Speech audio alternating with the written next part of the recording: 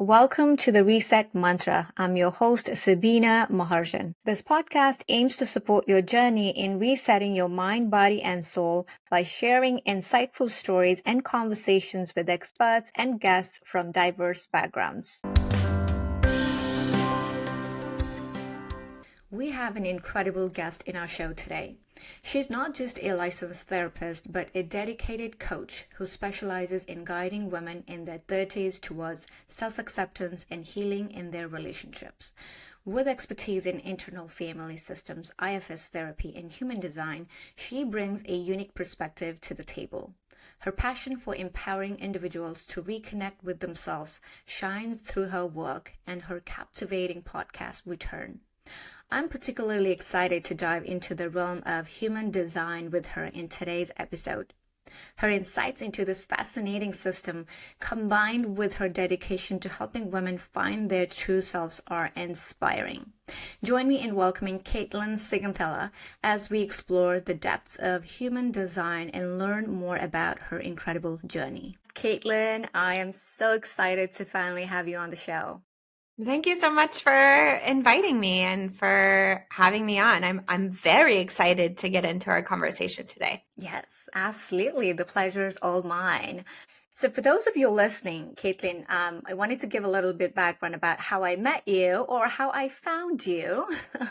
So Caitlin was one of the very first guests I had reached out when I had started to be serious about the idea of coming up with a podcast. And I came across Caitlin's Instagram page and I was instantly so hooked and fascinated by the topics that you covered. So I reached out to you and I remember you instantly said yes. So I just wanted to acknowledge that I'm so extremely grateful for, agreeing to do this with me. Thank you again.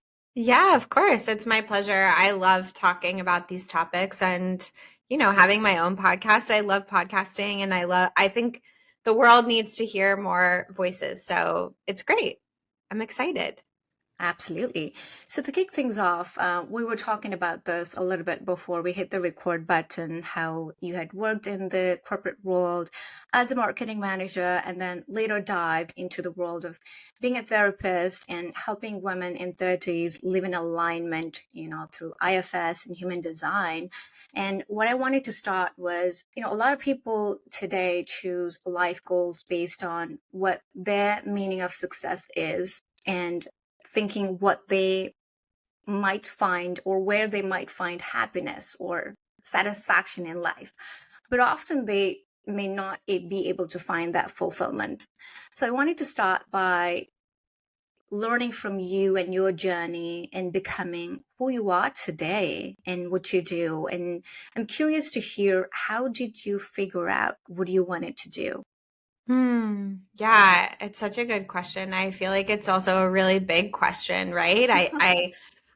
What do you want to do with your life? I think that's always so hard to answer for all of us. And I will say I've just figured it out for now. I love what I do. I was just telling you, you were like, oh, you have such a busy day. And I love what I do for work. So how did I figure out that I wanted to leave the marketing world and the corporate world in general and become a therapist and then continue to evolve, and also be a podcaster and do all of that? I think for me, it was really twofold. One was just noticing the misalignment in the corporate world. I'm a projector in human design, which we will talk more about, obviously, in this episode. And really, the corporate world and my projector system were not in alignment. And at that time, I didn't have that language or that understanding of human design, but I just knew something was like really off. I was not sleeping well. I was really stressed all of the time. It was impacting all of my relationships. And like, simply to put it just simply, I really didn't love my life. I was really bummed, and I was in my early 20s and I thought like life shouldn't be like this, this sucks kind of. And I kept getting these little like intuitive pings while I remember vividly like sitting at my desk in my little cubicle typing away, and I'd get these intuitive pings that would say things like,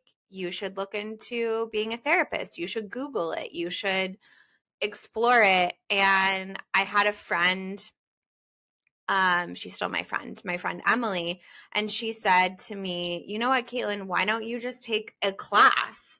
Why don't you apply to get your master's and just take a class and see how it goes? And if you like it, great. And if you don't like it, at least you learn something. And that was pivotal because all of a sudden, like changing careers or becoming a therapist didn't feel so big. It just felt like a really aligned small step I could take. Like, ooh, I could apply and take a class and just see if I like it. It felt a little bit more tangible. So thank you, Emily. And then from there, I took several classes and I started to love it. And I just really started to listen to what I wanted to do rather than what society wanted from me or what I thought was going to make me the like quote unquote most money. Um, I believe alignment career wise, relationship wise is always at the forefront, at least for me, of success. That's how I define success for myself, is like being in alignment. Yeah, that's amazing. Yeah, I guess, as someone said, to be found, we have to be lost first. I've Oh, had yeah. that. I've had those moments in life as well, especially in my 20s, looking back. There was always this sense of knowing I could be doing something better, but I was in situations, jobs where I found myself very unfulfilled. And Yes.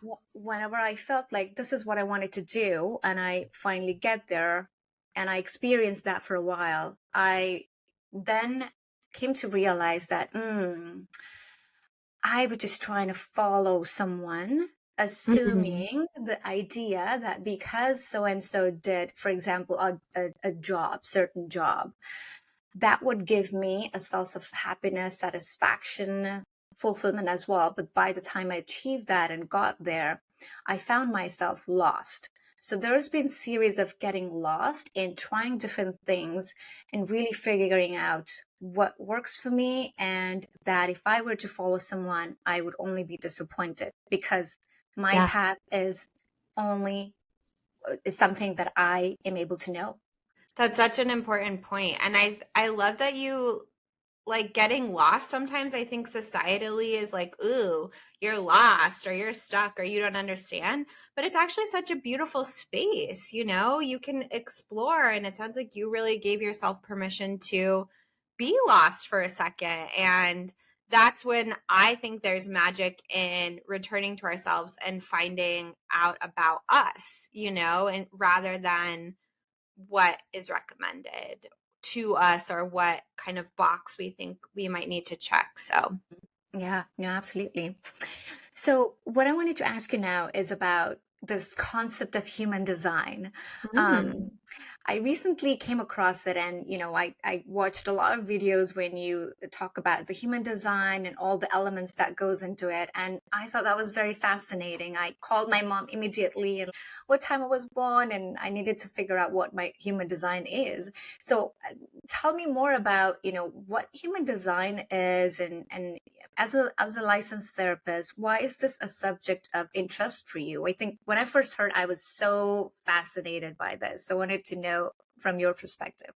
yeah, for sure. So, we'll definitely get into the ins and outs of human design and what it is. But first, why is it a subject of interest for me? I think I've always been open to things that are a little bit more woo woo, like astrology and tarot. And I've always had an interest in that. And even, I don't think I gave myself enough permission to explore that, but I've just been open to the ideas, right? And when I first heard about human design in 2018, I listened to it on a podcast and something just clicked for me listening. And I became super curious about it. And I learned about my chart. And then it's almost like I couldn't stop. I couldn't get enough information. I couldn't stop learning about it. And 5 years later, I'm continuing to learn 5, 6 years later, I guess. It's 2024 now. I'm continuing to learn so much about it, and I really see the benefits of it in my personal life. But one of my favorite stories is about my dad. So he's in his 60s, is mid to late 60s, and I got him a human design like blueprint. So it was a bunch of information about his human design a few years ago. And he still talks about this blueprint to this day. And he's like, well, I'm a manifester. So this means, XYZ thing. And I'm, this. And it was the first time. And he is not woo woo at all. He is like this. He's 6'4". He's like, when you think of a dad, he's like a typical dad, like he likes to watch football and he sits on the couch and likes to, go for walks and do like dad things. I don't think he's ever touched a tarot card or read anything about, I'm sure he's never read his horoscope. So he's not woo woo. However, this system of human design made him feel so seen and so understood. And he still is talking about it like to this day. So I'm just a big fan of anything that helps us understand ourselves better and gets us to that point of having information so that we can make aligned decisions and we can move in directions that feel good to us rather than ways that we've been conditioned. So that's why it's a huge subject of interest for me personally, because I've seen the power of it in my own life, but also in the people I love, like my dad, who is so not woo.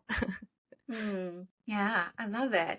A couple of things that you said, that it's a blueprint and through which we can make ourselves feel seen and make Yeah, aligned decisions. Those are very powerful phrases. I, I definitely. I look forward to learning more about what those various, those buckets of the breakdown of human designs are, and, are there types or characteristics? Tell us more about it. Yeah. So there's so much to say about human design. So today we're going to keep it like very high level and just talk about types, but I'll go into like I am still constantly learning and studying this, and it's going on 6 years now. But just to give a brief overview, I think to ground us in around like where did this even come from? Because astrology is really clear, right? Like it's the stars and all of these different things. So, human design has not actually been around for that long. It was ironically channeled, and some people might even say like misappropriated. I mean, we can get into the curiosity around the origins of human design, but human design is a system that was quote unquote downloaded by this guy named who gave himself this name also, Ra Huru, in 1987. So he allegedly spent all of this time like in the woods getting these downloads for days and days, and this whole system was just downloaded to him, which is kind of wild and feels a little bit like what? But anyways, that's where it came from. It combines astrology, the I Ching, Kabbalah, and Vedic philosophy, and the chakra system. So it is like, particularly with the chakra system, what you notice is like in the background when you get your chart, there's a gray kind of human form of the body, and then you can see different colored in like triangles and squares and rectangles, and that's the human design chart. So you can kind of see that chakra system at work. So it is a really visual medium.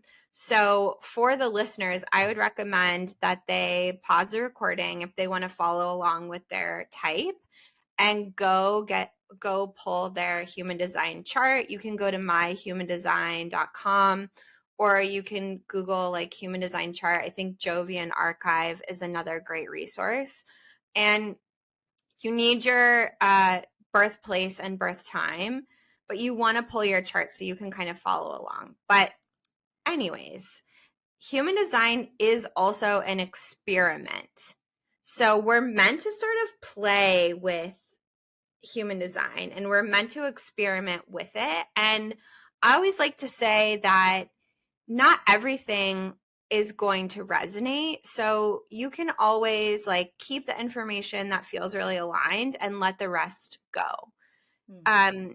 It helps you understand the premise of human design is that it helps you understand how you were uniquely designed to operate rather than how you were conditioned to show up. So that's why it's been so helpful for me. And that's what I was talking about earlier is there's so much conditioning that gets put on us. And human design really helps us return to, okay, what was I intended? Like, what did my soul come here to do? What's particularly unique about me? What are my gifts versus what I've been told about myself? I have so much I want to say about that, but I'm like, I'm going to hold it back because we want to.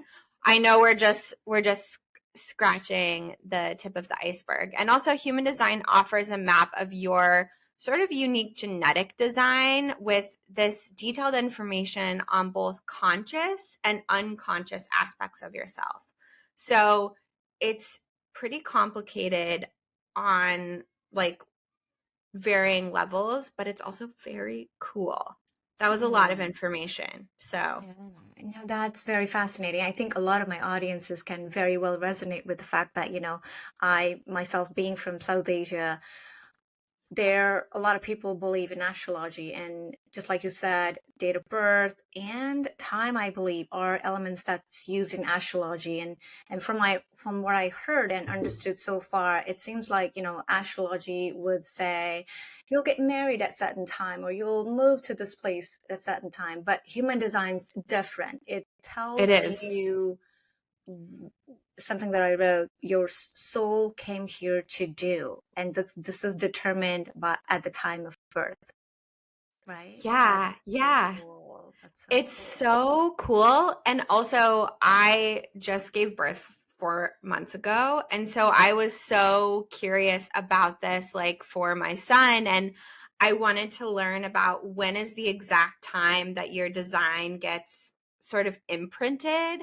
And it's Mm. actually not, there's a component that happens before you're even born. So while you're still in your mom's belly. So I don't know. I think it's so cool as you can hear, but there's so many different Really? components. Yeah. It's Wow. super neat. Yeah. Wow. That's amazing. I'm sort of like mind blown just thinking when I'm in my mother's womb and my design was, determined as a spiritual person, I would say, by universe. Yes, I feel yes. very special. For sure. And if you think about all of the other systems, like the chakra system, for example, it makes a lot of sense. Right now, I'm reading the book Eastern Body, Western Mind, and it talks about like the combination of the chakra system and the like psychology of it. And the first chakra, they talk about how from basically, I think the second trimester through 6 months is like the development of the first chakra in us. Wow, really? Yeah. Well, so all I know about chakra is there are 7 chakras in our body. There are chakra meditation, healing, and the points in our body. But I didn't think that way in terms of when a baby is being developed in mother's womb. Those chakras are being built. I'm getting chills as I talk because this is way more miraculous than just the process of, babies being born or For humans being sure. created. For Yeah. sure. It's so incredible. Yeah. Mm. So for those of who are listening and thinking, what the heck are they talking about? So what exactly are those types? Are there, different breakdowns of what human design has, who we are, how do we function as certain human design type? Yeah, great question. So if you're just getting started in human design, you've never heard of it before, I highly recommend starting with your energy type, which is what we're talking about when we talk about the types, right? So yes, your energy type. And it's unique to you. There are 5 different types of these quote unquote energy types. And I'm just going to go through the names really quickly. And then I'm going to talk about each one individually because I think it's helpful to understand like how they interwork together and then what, each energy type brings sort of to the table. So the 5 energy types are as follows. The most common is the generator energy type, and that's about 37% of the population have the generator energy type. And I'm going to talk, when I talk about the types, I'm going to talk about why the percentages are the way that they are, because it's going to make sense. Like it's almost like we're all here on Earth doing this sort of collective group project, and we need certain types more than we need other types based on the roles. So the next energy type is a manifesting generator, and that is 33% of the population. So together, those add up to about 70% of the population. And when I talk about those types, it's going to be important to remember that because the next 3 types coming up, they have a different energy than the majority of the population. So the next 3 kind of feel like, square peg, round hole a lot of times. Projectors, that's you and I, we are 20% of the population. And then manifestors are 9%. That's actually my dad. And I think that's why he felt so seen and getting that information about his design, because he's not in the majority, right? And he has felt different his whole life. And then reflectors, that's 1% of the population. So it's really interesting to break it down like that. So the biggest, the majority of the population, about approximately 37%, is generators. And if you are a generator, you have consistent energy. So your energy is consistent. You generate your own energy, which is where the name comes from. And this is thanks to a defined sacral. So remember when we were talking about the chakras? Well, the sacral chakra for generators is defined. It's also defined in manifesting generators. So the majority of the population, 70%, has that consistent defined energy. Projectors, manifestors, and reflectors, we do not have that consistent defined energy. And I'm going to talk more about that. But this is the first biggest difference in these energy types. So generators, a defined sacral, meaning consistent energy. Generators, when we think about their energetic aura, they're really open. So they are the people that are just like at the party, they're chatting, they're probably smiling, they just have this joy that they're sort of exuding. And their intention in our collective is to be the doers. They're here to get a lot of stuff done, right? They have that energy to do. And when you and I, Sabina, are in the presence of a generator, we feel that energy. So if you've ever said yes to something that sounded so exciting in the moment when you were sitting at dinner with friends, and then later on you were like, I don't know if I want to go to that anymore, that might be because you were feeling the energy from people who have a defined sacral, and then it suddenly didn't feel aligned for you. So in a group project, generators definitely get the most done. They're sort of just heads down. They have this beautiful joy about their aura. They're really meant to be enthusiastic. My son is a generator and he has a smile that just lights up the room. And when he's feeling joyful, it really is contagious. And that's one of the gifts that generators bring. And generators are here to build, like they're here to do things, they're here to build, they're here to just really get their hands dirty and find satisfaction in that. So I'm going to throw some terms out now that are really important and that you're going to see on the chart when you go to pull your chart. And each type has like a signature of alignment, a not self theme, and a strategy.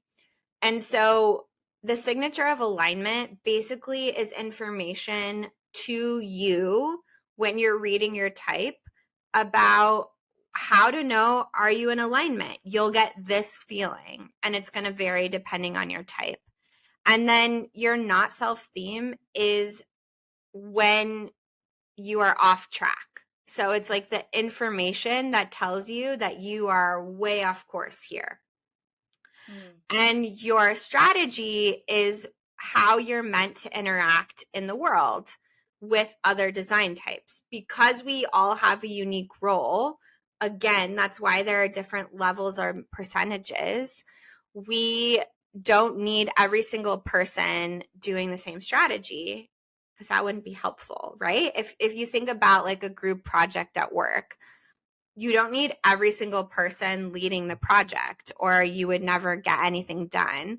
You also don't need every single person evaluating the project, and you don't need every single person working on every single aspect of the project. You like to break it up. So that's how I like to think about human design working. So for generators, they know that things are aligned for them when they feel satisfaction. They feel this like deep, yummy, like, ooh, that was really satisfying. And when they are misaligned, they are going to feel that frustration. They're going to feel like, I'm so frustrated. I can even see it now in my son. He is trying to crawl and he can't, and he gets so frustrated, and it's because his body is, or his like mind is ready to move, but his body is not yet. And then generator strategy is to respond. And that's to anything. You know, you want to respond like, ooh, do I want ice cream? I'm going to respond to that. Or do I want to go on this trip? Let's see what my response is saying. So you just have this strategy as a generator of looking at things and wanting to respond. I just gave you a bunch of information about one type. So I'm going to pause. How are you doing hearing this? Yeah, no, it's very mind-blowing. And I was thinking about, going back to your example of in a group project. It could be in a family dynamic, could be in a Totally. relationship, right? Friendship, where that one person can lead. Not everybody has to be a leader. Not everybody has to be an evaluator. And I think that was such a great perspective, because what I'm understanding is when you know your human design, you know what your energy type is, you then have this awareness to act based on what's in alignment for you. So let's say if you are good at being advisor or evaluator, you don't necessarily have to be in this leadership position. You can just sit down, relax, and sort of owning what you are designed for. Is with that how it would that be the right way to look at it? Yeah, exactly. So, for example, growing up, I'm a projector, and we're going to get there. In terms of projectors are really the leaders of human design. They're meant to lead and to see things from a higher perspective. And I was in a family of manifesting generators. My mom and my brother are both manifesting generators, and they had all of this energy. And I was like, what's wrong with me? Why can I not keep up with them? But it helps us understand certain aspects or certain energy experiences that we've had or that we are currently having that helps us. It's really like, I think it's so cool because it's like a cheat code to a fast track to alignment. Like, oh, I don't need to work hard in this way. I just need to do this thing. And that is going to help me and bring me, if you're a generator, that satisfaction. So, Yeah. Yes. It's I so think cool. as Yeah, so I think I previously just knew that I'm someone who's very sensitive to energies. It's very easy for me to get sensitive around certain energies, and I can feel that movement inside me that something's telling me something's good or not good, but I just didn't know what that was. So looks like that's Yeah. my human design speaking there. Exactly. It gives you a language and a lens through which you've already intuitively had these experiences, but there was no kind of framework to put them in, if that makes Mm. sense. And this is why I think it's so powerful to use as a therapist when I'm working with people one on one, because then all of a sudden, all of these things start clicking and they're like, whoa, so I've been conditioned to think that I was just too sensitive when in reality, this is part of my design. So, Mm. I used to think I was very intuitive. When I start to think and I want certain things to happen, it would never happen. But when I stay in this energy of relaxed and it's just, I've thought, okay, I'm not going to care about this job coming to me or this, trip happening or not. Then the moment that I do that, all of a sudden I'll get the job offer, the trips planned, and I'm thinking, okay, what just happened? I've been trying to make this work really, really hard for such a long yep, time, but then now it's just happening. So energy, everything's energy. that's right. And let's talk about projectors, because that's such a beautiful segue into that, since you are a projector in human design, because projector strategy is to wait for the invitation. So when you're leaning back and you're just waiting and you're like, okay, cool, maybe the job offer is coming, maybe it's not. I'm not going out there and hustling and trying to force it. You're Hmm. staying in your strategy. Guess what? Then boom, it happens, right? And your as a projector, our signature of alignment is success. So then when you're waiting for the invitation and you get it and you're like, oh yeah, I really want to do that thing. You probably got an invitation from the universe or from somewhere to start podcasting and you were like, yes, I'm going to say yes. Then you see that the universe is kind of supporting that for you to have success. And a sign of misalignment in a projector is bitterness. I don't know about you, but Mm. I your face just lit up. So tell me, what are you thinking? I was thinking, what do I do when I am bitter? Because I recently have changed a lot as a person in terms of how Yeah. I react and how I think. Yeah. Intentionally, I had to make changes. So when you said bitterness, I was just analyzing myself. Oh, what do I look like or behave like when I'm bitter? But no, continue, please. Yeah, yeah. For me, it also can be like resentment. I That's how I like to think about my bitterness. Like I can feel really resentful. I'm like, oh, wow, it must be so nice. My partner gets all this free time and I'm doing XYZ thing. Or when things are out of alignment for me as a projector, bitterness, or like I feel a little bit more resentful. So, Mhm. okay, projectors. No defined sacral, which you might hear this called like a non energy type, which does not mean that we don't have energy. It just means that we don't have a defined sacral. So we don't have that consistent energy all the time, right? We're not creating our own energy. That center for us is open, which is great because we can tap into other people's energy and we can tap out of it.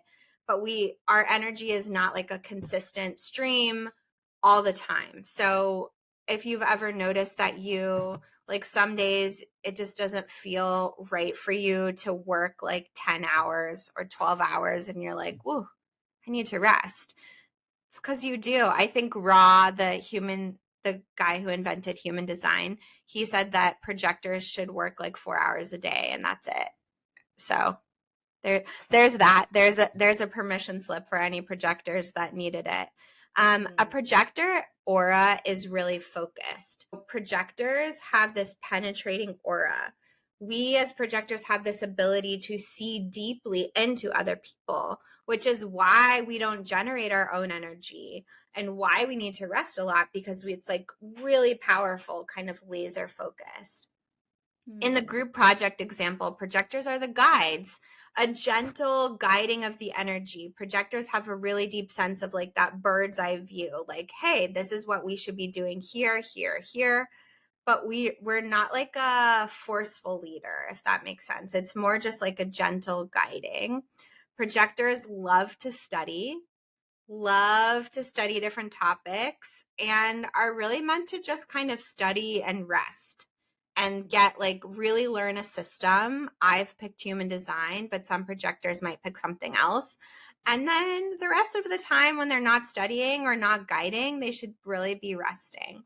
And projectors are great at organizing people and really creating efficiencies. And I can really see that for you, like even in the process of podcasting, right? You're like, okay, how can I make this more efficient? How can I make this more efficient for my guests? Like always thinking about those questions. So that's the energy type of a projector. And again, that's 20% of the population. Hmm. Yeah, I really, really loved how you said it's actually fascinating at the same time because as projectors, we don't have energy type. We're non-energetic type. So we can feed off of if let's say if we are around generators or manifesting generators, so it's very easy for us to remain charged or energized.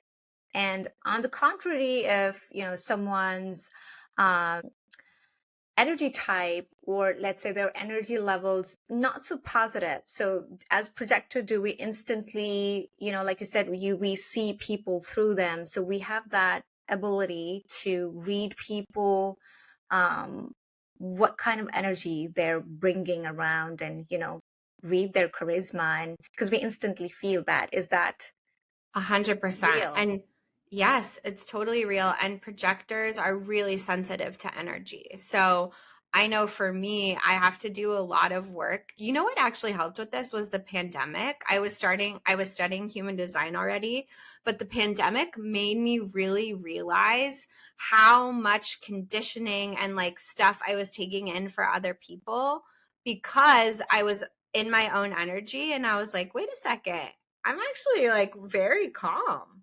And I'm Mm. actually, like love life, and I'm actually all of these things. And I had just been so frequently around other people. So projectors a lot of the times can get like you're really sensitive, or that's feeling that they're really sensitive to energy. And it's just that they're really good at reading and like they can see into people so clearly.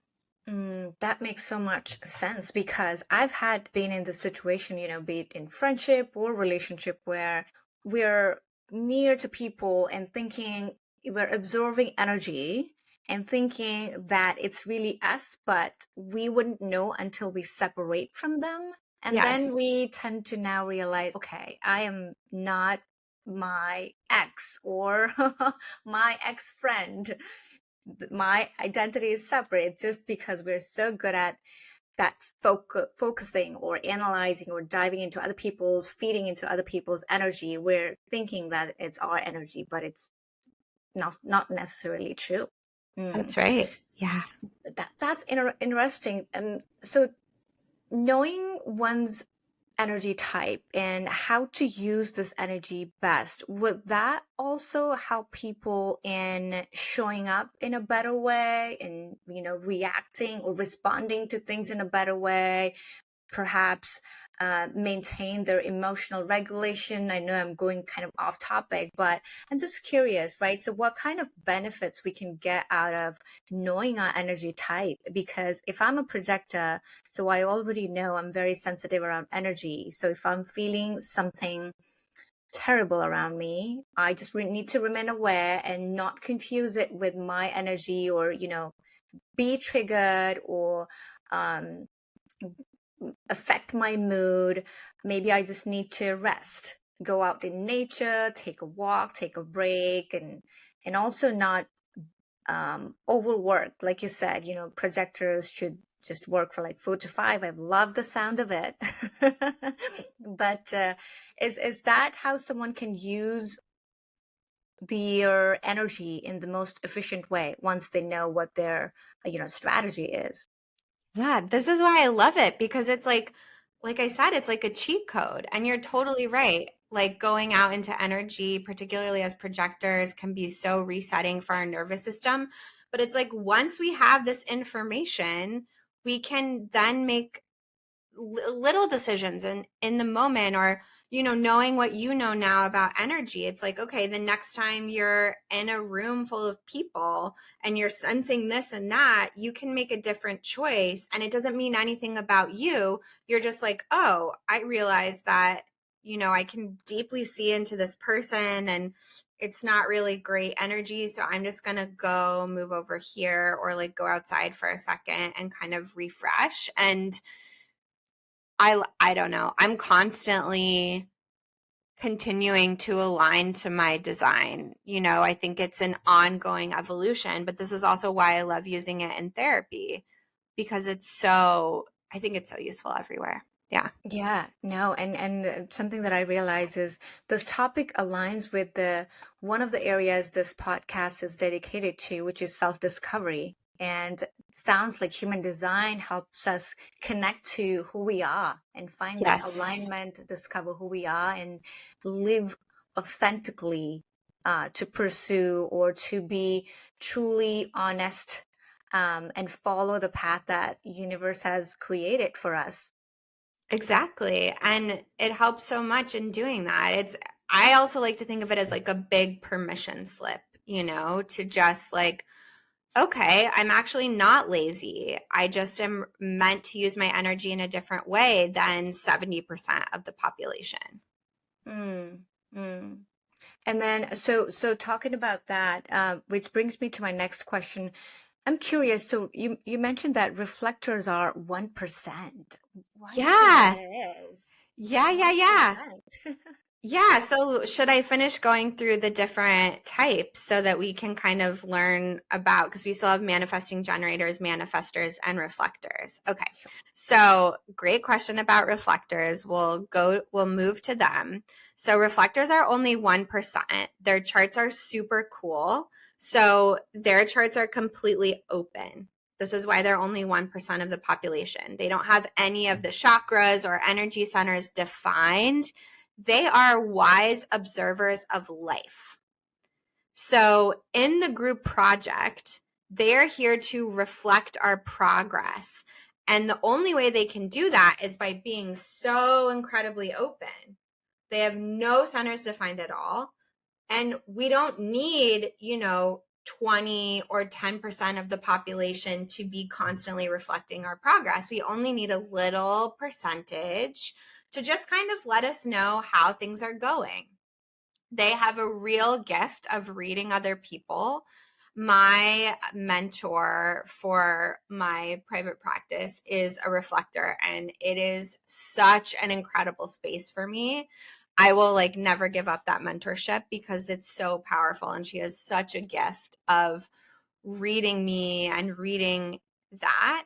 And the reflector aura sort of samples other people's auras and then reflects it back to them. Reflectors are really it's so important. If you are a reflector in human design, you need to have you need to be really specific about your environment, because you're going to be reflecting the energy of whatever environment you're in. And you need to be really mindful about the people around you, because you're going to be reflecting all of that back as well. Mm. So they are so open. They're almost like projectors. We have some of that energy as well, but reflectors have it to like the 100th degree in terms of that reflection piece. So reflectors will know that they're in alignment because they'll feel surprise, and they'll know they're in misalignment when they're really disappointed.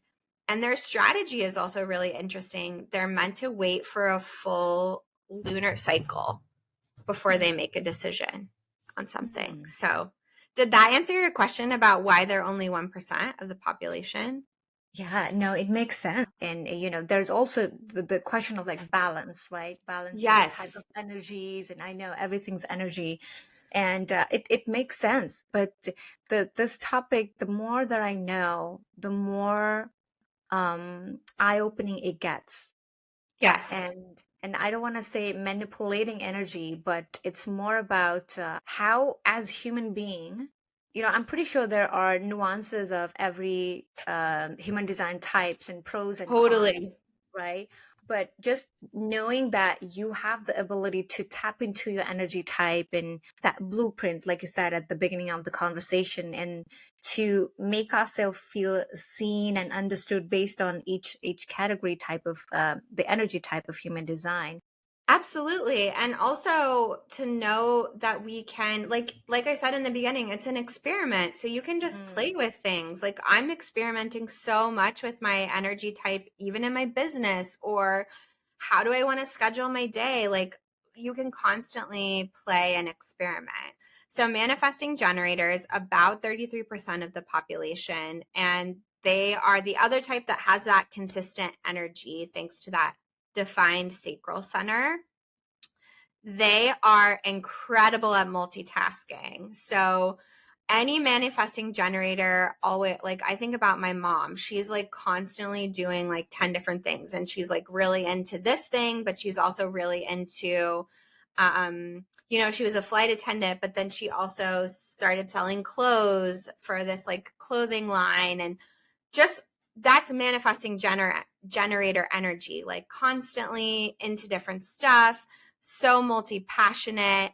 And in the group project, they're like the cheerleaders. They are that multi-passionate person who inspires and energizes the whole group. They're like, okay, come on, guys, this is going to be so fun. We're going to like, what about this and what about this? They have a really powerful energy. So they're actually a manifester and a generator combined. And we haven't talked about manifestors yet, but they're also a very powerful energy. Manifesting generators need to use up all of their energy before they go to sleep. So the best example of this is my little brother.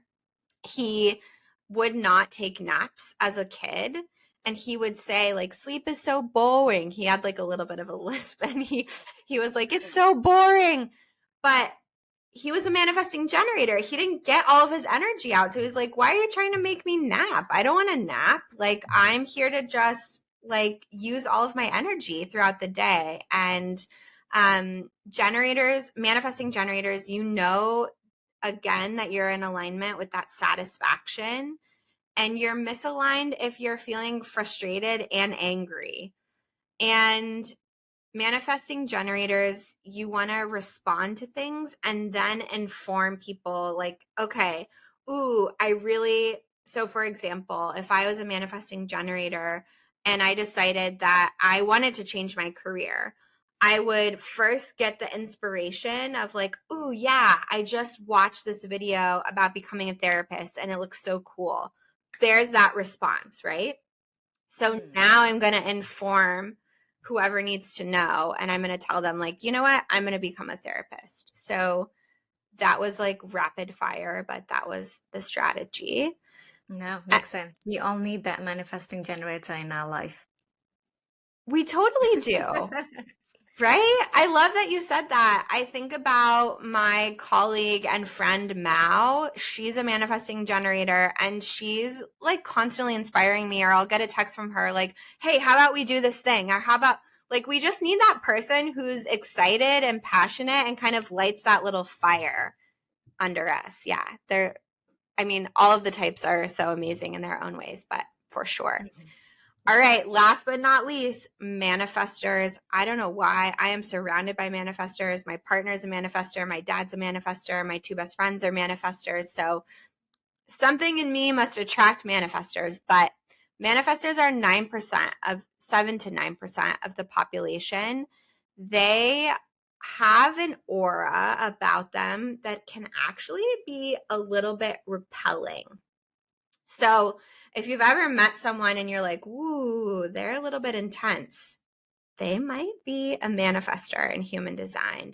they are not designed to be like inclusive. You know, that generator has that like fun kind of enveloping energy. They're probably friends with everybody. Manifestors are more, they have an energy that's less like that.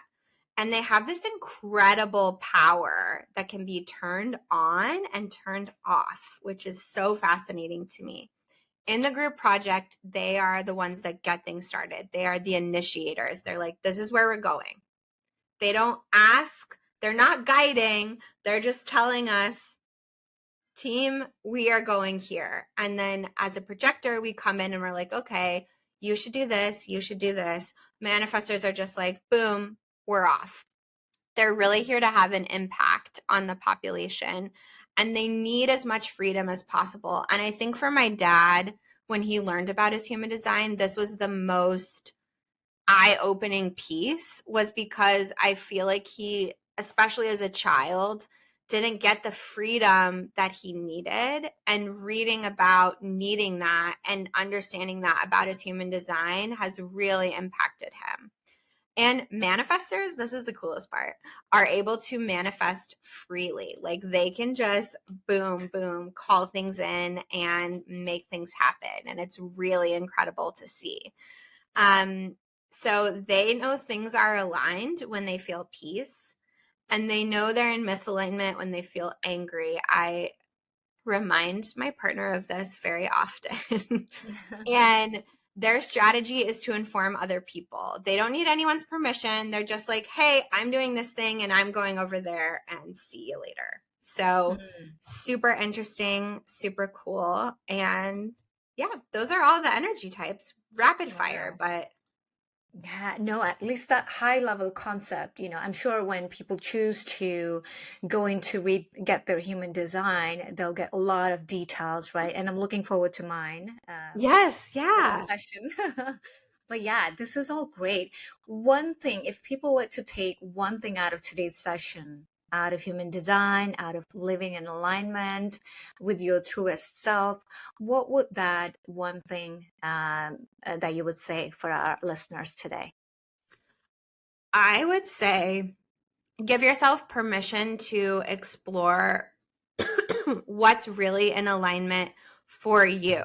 Whether you use human design as a tool to getting to that information or not, I think giving yourself the opportunity and the chance to learn about what's really in alignment for you, rather than shaming yourself for it or making yourself feel bad about it. Like I used to tell myself like, oh, Kaylin, what's wrong with you? You're so lazy. And then I learned that I'm a projector and I'm just meant to use my energy differently, and I need more of certain aspects. Like that changed my life in a lot of ways. So being really curious, and really, if you're feeling called, start exploring alignment and don't feel bad about it. And you can use human design as a tool, but there are so many other things you could use as well. I love it. Yeah, Caitlin, thank you so much. This was so helpful. I think I know so much better about how to use my energy type and, just for overall well-being as a projector. So this was really eye-opening. Thank you so much for your time. I really appreciate it. Yeah, thank you for having me. Clearly, I love talking about it, and I love empowering people to use it, whether it's through a reading or through one-on work together in a long-term container. But thank you so much for having me. This was so fun. Yeah, so I will be including all links to your Instagram and website, all in the show notes, so people can connect with you further. But thank you again so much. Thank you. Thank you for joining me this week on The Reset Mantra. I am Sabina Maharjan. Join me again next week, and in the meantime, please subscribe and leave me a review. If you have someone who you think will be great on the show, please get in touch and find me and the podcast on Instagram at I am Sabina Maharjan and at The Reset Mantra. I'm so looking forward to next week, and I'll catch you then.